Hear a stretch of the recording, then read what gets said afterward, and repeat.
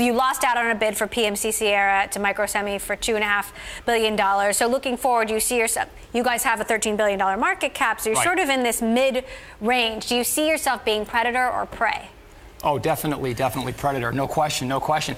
You know, and a few deals along the way that really weren't mentioned too well, but we did a deal with Panasonic. We carved out their high-frequency, high-temp comm soft filter technology.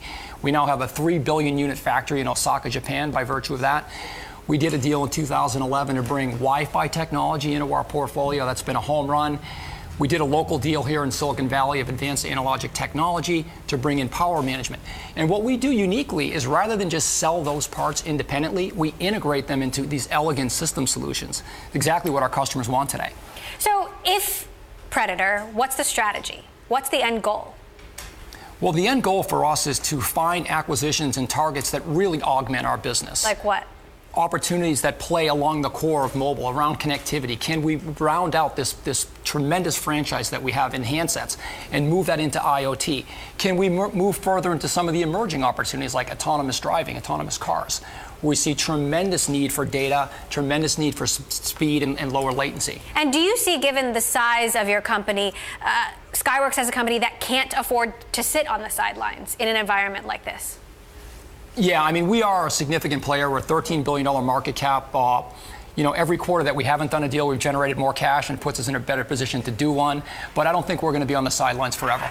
So nearly half of your sales is going to Apple, and there is concern about the smartphone market saturating, and Apple particularly, their place in the smartphone market, they're losing steam. You know, how do you plan to address that?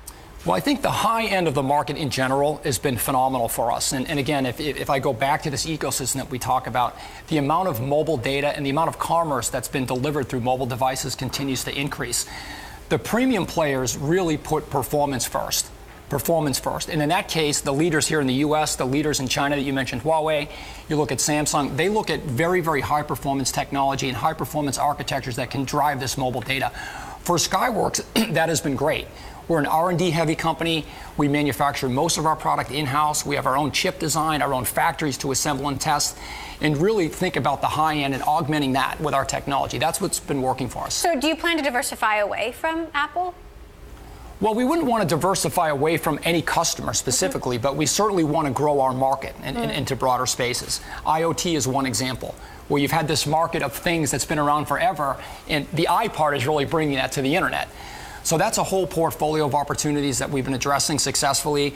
Everything from thermostats on the wall, appliances, maybe a health and fitness watch. All of those applications play very well for us. What about things like the Amazon Echo or such devices? Devices like that too, yes, absolutely. And what about cars in particular? I mean, obviously this is such an exciting industry right now. You know, we're seeing this Qualcomm NXP, a potential deal happening there. You know, how do you see things changing in the chip industry around automotive technology in particular? Yeah, I think automotive technology is going to be phenomenal for this market. We have not, to date, been a big player in automotive, but in the last 3 or 4 years, we've been closer and closer to that market, and typically with our Wi-Fi solutions, in-dash, infotainment.